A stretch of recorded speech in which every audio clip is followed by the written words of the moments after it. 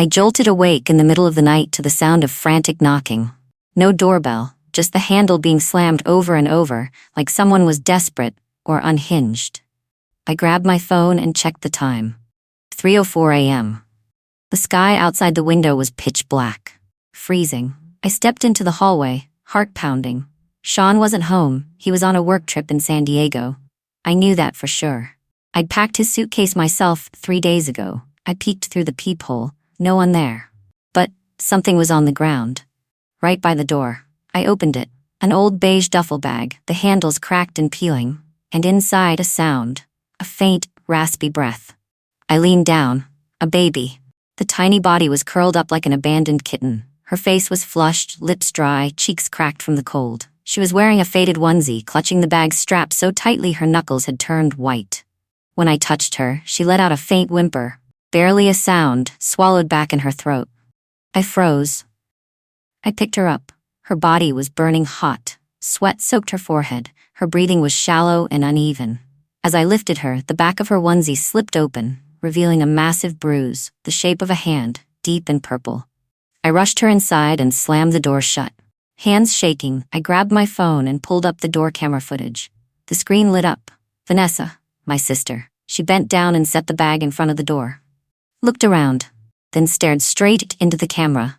Her eyes calm, not panicked, not regretful, just steady. Then she turned and walked away. Didn't say a word. I sank to the floor. My eyes stayed glued to the screen, but I could hear every ragged breath the feverish baby in my arms was making. Every nerve in my body was on high alert, but the fear hadn't fully hit yet. It was like something waiting to explode in my chest. I called Sean 3 times, no answer. Finally, voicemail kicked in. Hey, it's Sean. I'm out in San Diego for work. Leave a message. His voice sounded strangely unfamiliar. I put the phone down. Didn't leave a message. I called Child Protective Services next. It took almost 10 minutes to get through to the emergency line. I reported what happened. A baby left on my doorstep. Saying the words out loud made it feel like I was telling someone else's story. The agent asked, "Are you certain this is the child's biological mother?" I hesitated. "I think so. She's my sister." "Full name?" "Vanessa Lynn Harper." "Would you be willing to take temporary custody?" I went silent. I looked down at the baby. She drifted off in my arms. Her breath still warm against my skin, but her heartbeat had finally slowed. Her tiny hand was still gripping the bag strap, like it was the last thing in the world she had left to hold on to. I said softly, "Go ahead and open the case. I'll follow the steps." They said someone would be out first thing in the morning to check in. I carried the baby into the living room. My apartment only had 2 rooms, one for me, and one that had been empty for years. That empty room used to be a nursery. After my second miscarriage, I locked the door. Never hung anything on the walls, never went back in. I laid the baby on the couch, wrapped her in the blanket I bought when I was pregnant. She let out a quiet whimper. Her little face scrunched up, like she was missing her mother, or the person who left her behind. I walked into the kitchen, stood under the dim light. I tried not to cry. But the tears came anyway, falling onto my nightshirt, heavy as lead. The last time I held something this small was when the doctor told me the baby didn't make it. I remembered the hollow ache in my stomach, the cold that crept from bone to skin.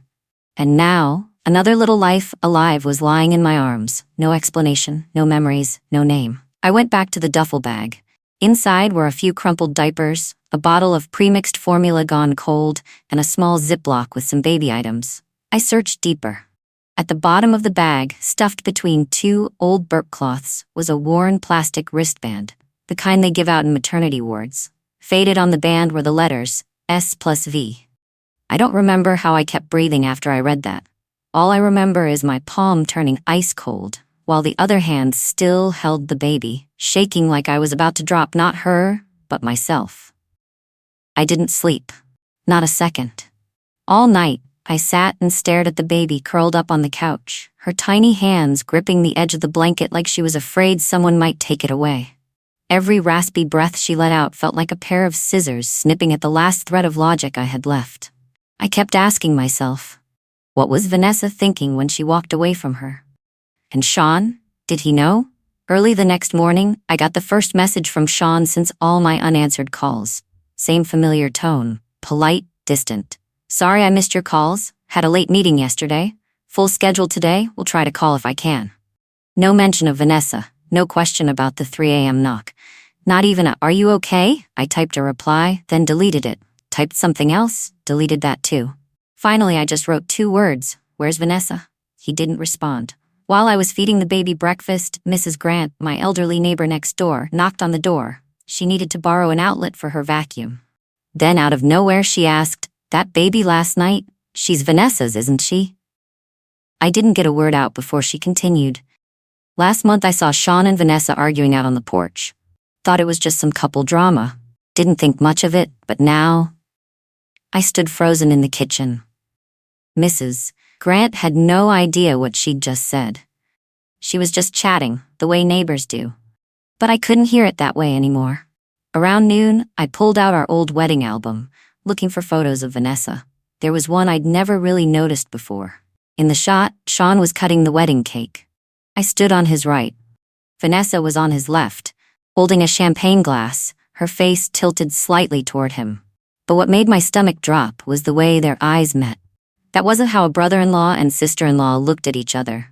There was something too soft, too still, too private. I started remembering the times Sean had been away. Once, he said he was on a 3-day trip to New York. Same weekend, Vanessa said she was visiting an old friend in Brooklyn.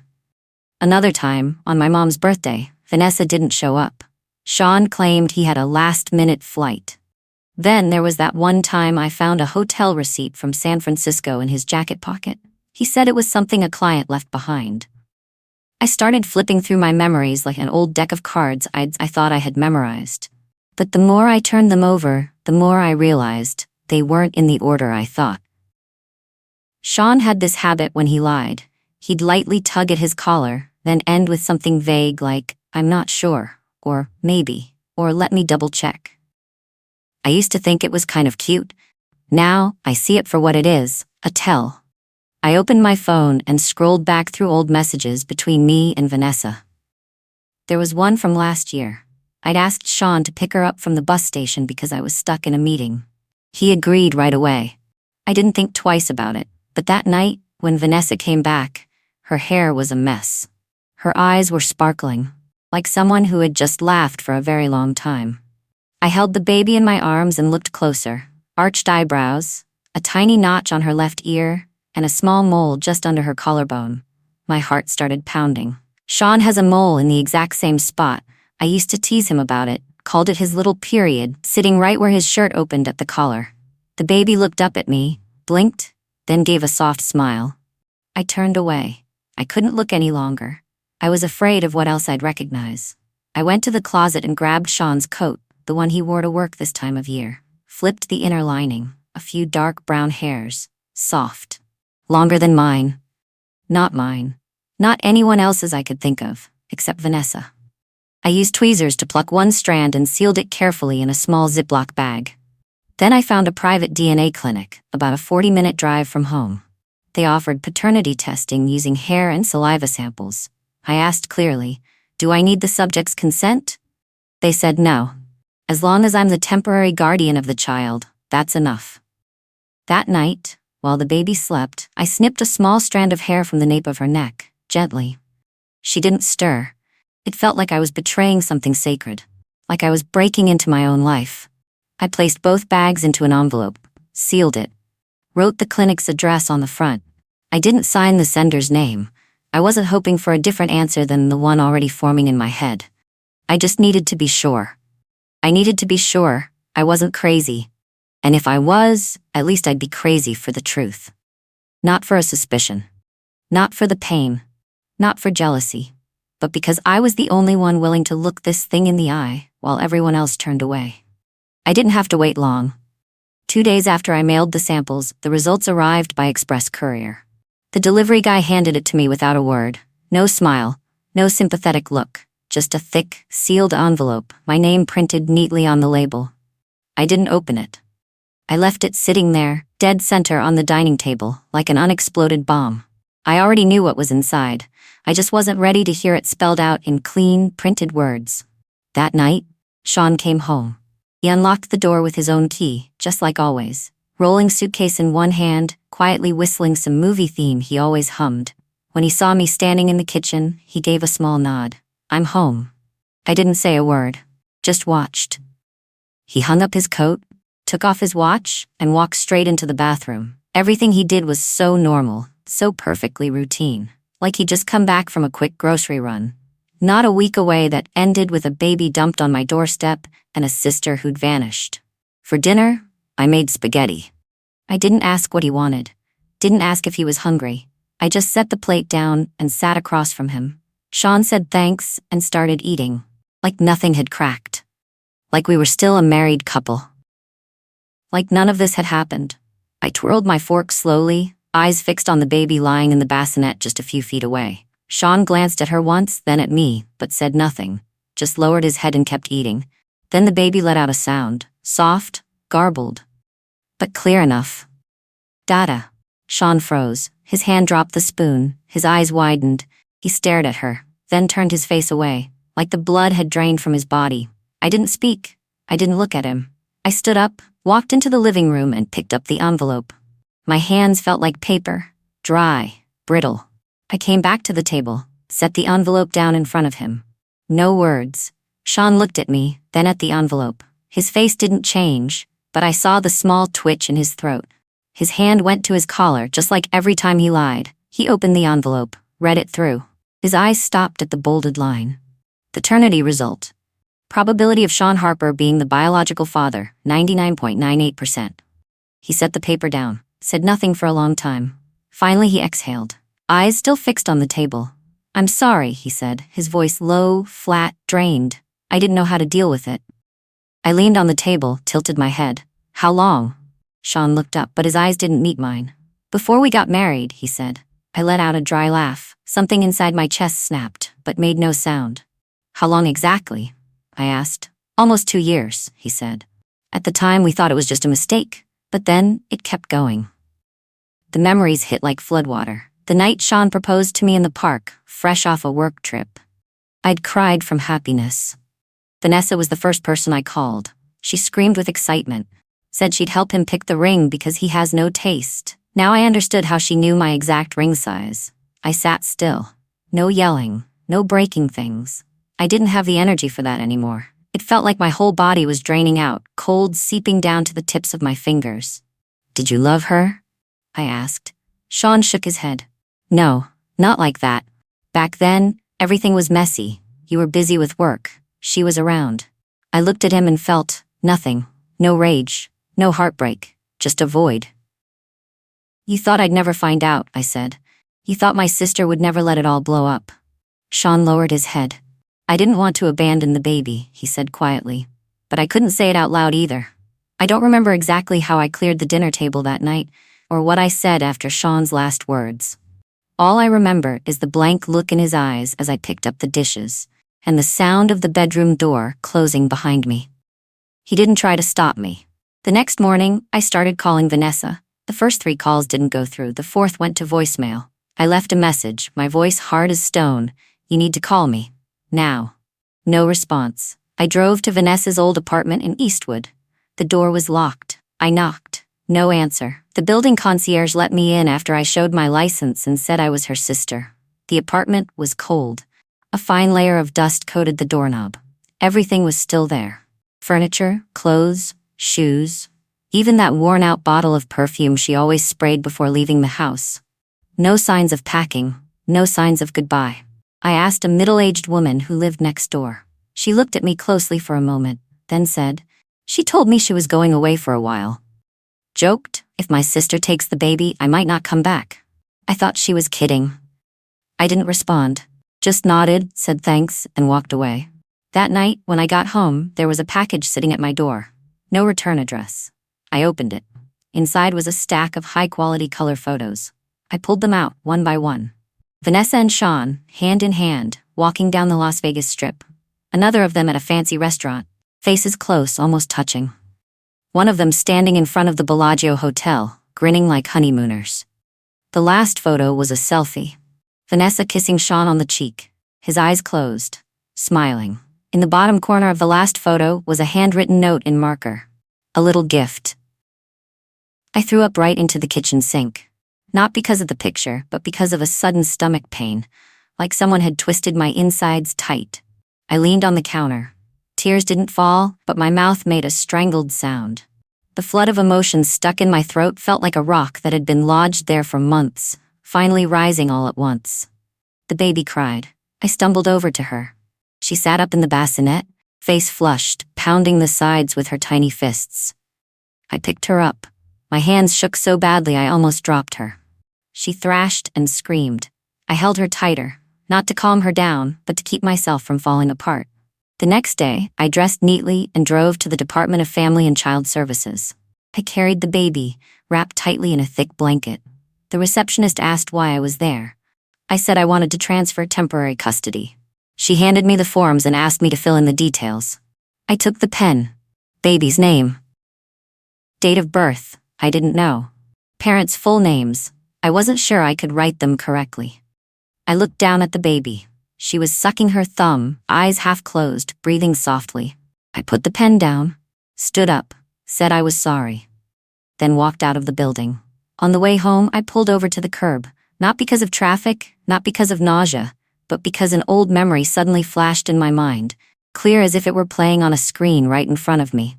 I was 4 years old. Mom took me into a laundromat and said, "Wait here, I'll be right outside." I sat there for 9 hours, hungry, thirsty, scared, waiting. She never came back.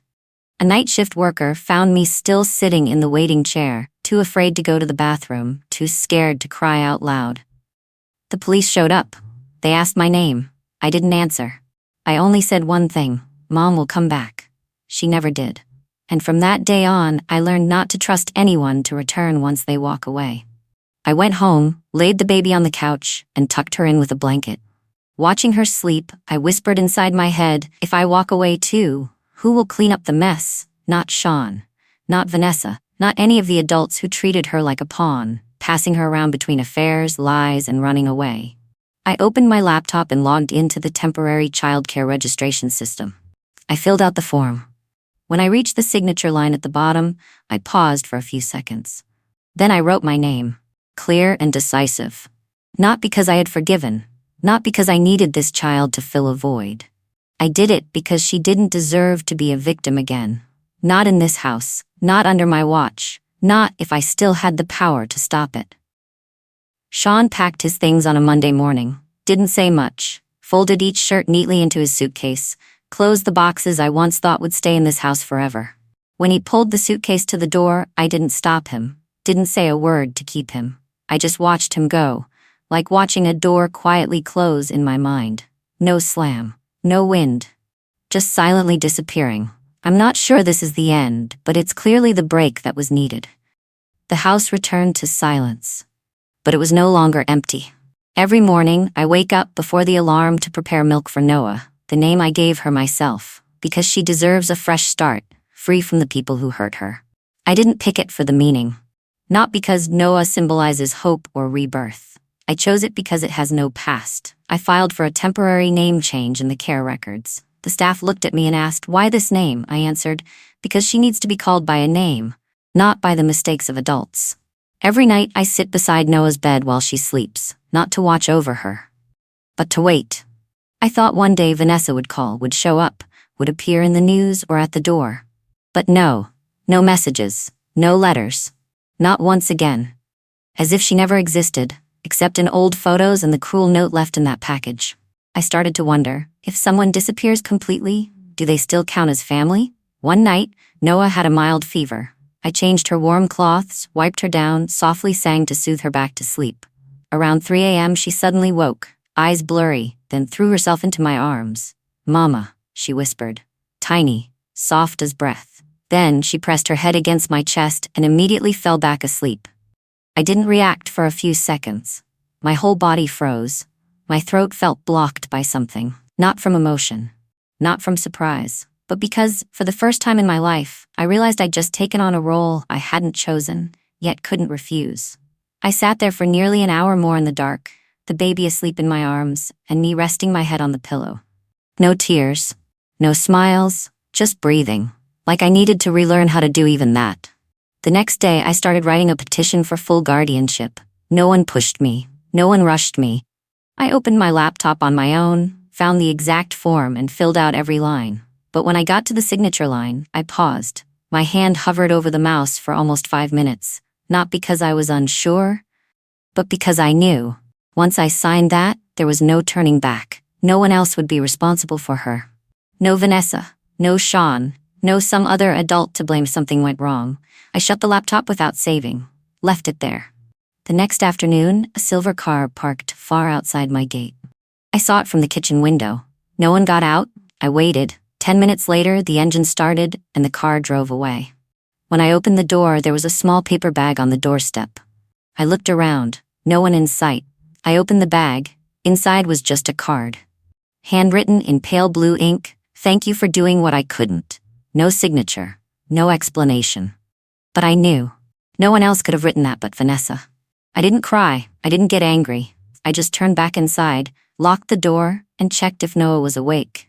She was still napping, clutching the edge of her blanket like always, cheeks flushed, hair damp on her forehead. Watching her sleep, I felt my heartbeat steady for the first time in weeks. I still don't know where Vanessa is. I'm not even sure if I'll ever forgive Sean. But Noah is here, in my home, in my heart. On the new birth certificate, I've decided I will sign tomorrow morning, and she needs me. That's enough.